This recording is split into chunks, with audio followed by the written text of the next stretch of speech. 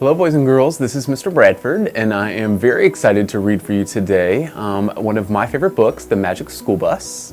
Today we're going to see exactly what Miss Frizzle and her students get into as they explore the time of the dinosaurs. Now this is an AR level 3.8 book, so be thinking about all of the details that I share with you throughout this text so that you can be successful on an AR test. The Magic School Bus in the Time of the Dinosaurs. And our author is Joanna Cole, and our illustrations are by Bruce Dagan.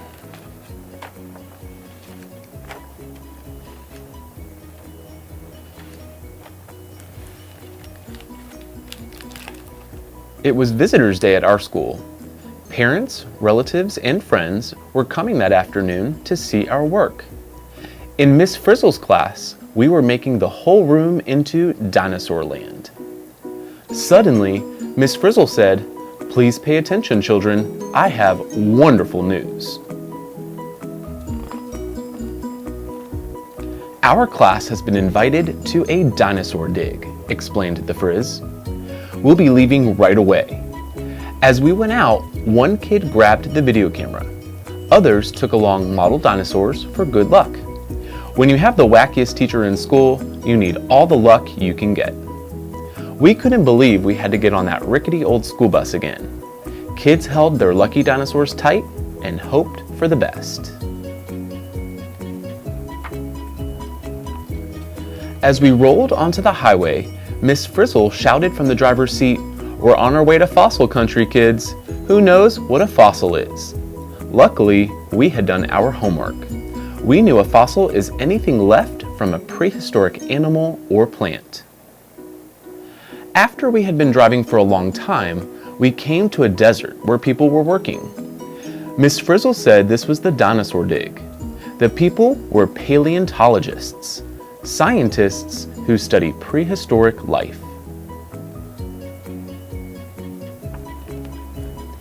Everyone at the dig was working hard, using all kinds of tools to separate the fossils from the rocks around them. The paleontologists told us they had found the fossil bones of a duck-billed dinosaur called Maiasaura.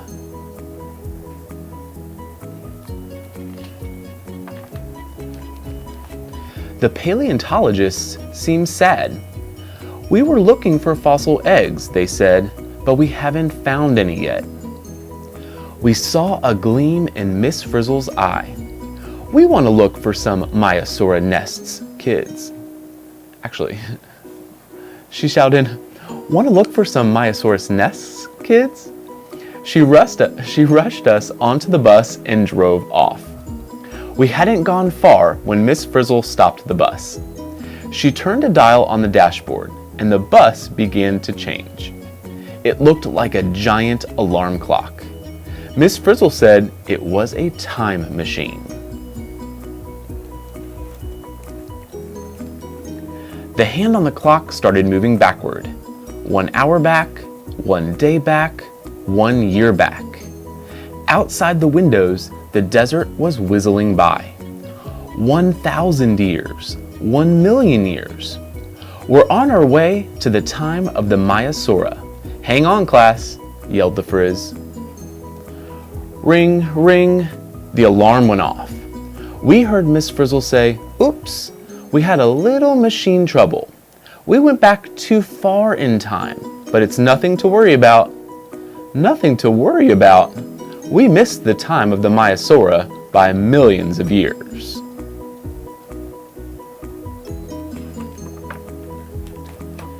The Frizz pointed to some dinosaurs that were hunting on the banks of a river. "Their name is Colophysis," she said. "These early dinosaurs were small and light. The giant dinosaurs did not develop until later." Suddenly, a large reptile rose out of the water and opened its huge mouth. "That is not a dinosaur," Miss Frizzle said. "It's a phytosaur, a crocodile-like reptile." The phytosaur caught a little dinosaur and pulled it underwater. We wanted to get back on the bus pronto, but Miss Frizzle said we had to learn about Triassic plant life.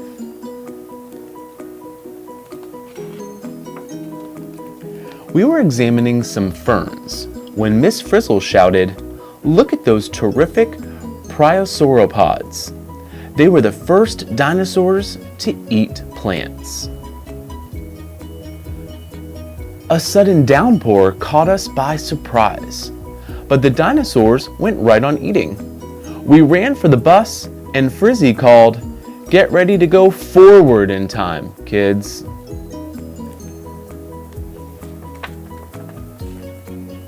The last things we saw before we took off were some small, furry animals. Miss Frizzle said they were the first mammals. The hand on the clock moved ahead, and the Triassic rainforest whizzed out of sight. Ring, ring, the alarm went off, and we heard Miss Frizzle say, "Oh no, we had stopped too soon." It was the late Jurassic period, the age of the giants.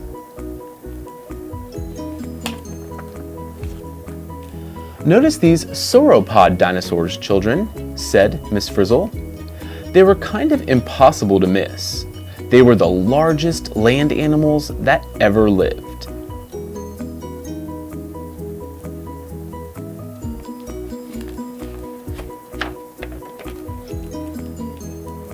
Under a pile of leaves, we found some dinosaur eggs just about to hatch.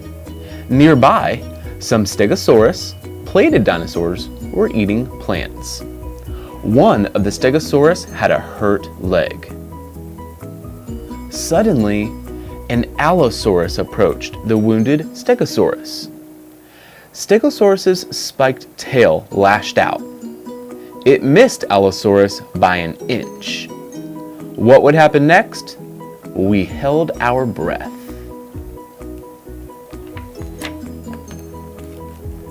Allosaurus darted close and took a big bite. Then it moved back and waited. Stegosaurus got weaker and weaker. It had become food for Allosaurus. As we ran for the time machine, Miss Frizzle pointed out some strange birds. "The first birds appeared in the late Jurassic," she said. Then she pushed the fast forward button and shouted, "Maiasaura, here we come."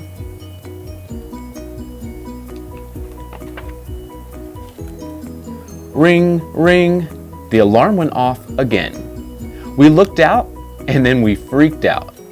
Once again, we had stopped too soon. "Here we are in the late Cretaceous period," announced Miss Frizzle. "At this time, there was a sea right in the middle of our continent." Out the windows, enormous sea reptiles swam by.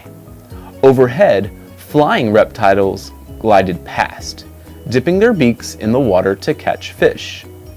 We were getting a little wet, so the Frizz set the clock ahead again. The next thing we knew, we had traveled forward 2 million years. Now, we were at the very end of the Cretaceous period. This was the time of the last dinosaurs. This was the time we had been looking for. As soon as we got off the bus, we saw that the Cretaceous world was different. The weather was cooler. There were colorful flowers and fruits everywhere. And there were lots of new plant-eating dinosaurs. "These plant eaters could chew better than any other dinosaurs," said Miss Frizzle. "They had terrific teeth for grinding, and they had cheeks."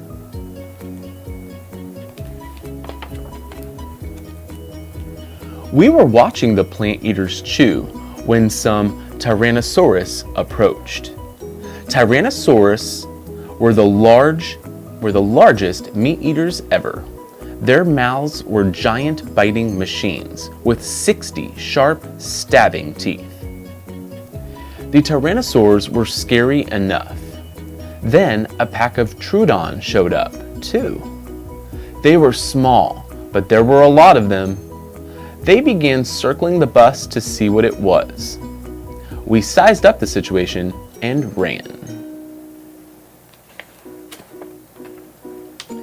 As we came over the crest of a hill, we saw an incredible sight. It was the Maiasaura nesting ground.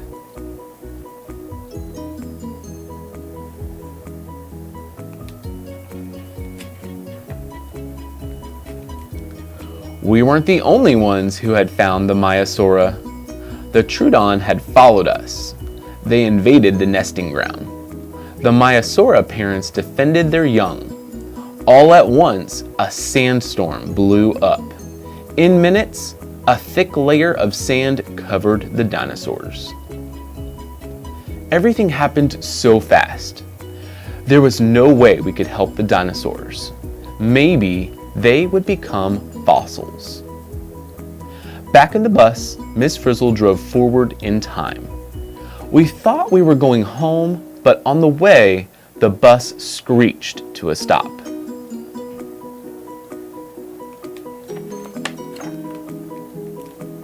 We are in the very last minutes of the Cretaceous period, said Miss Frizzle. A bright light was shining in the sky.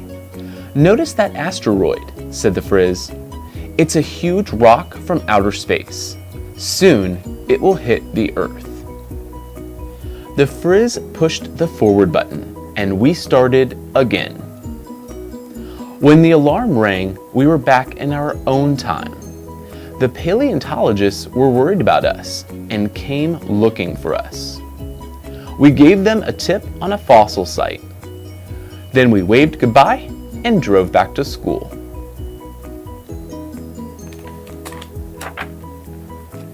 In the classroom, we made a chart of our trip to the dinosaurs. Just as we were finishing it, people started coming in for Visitors Day.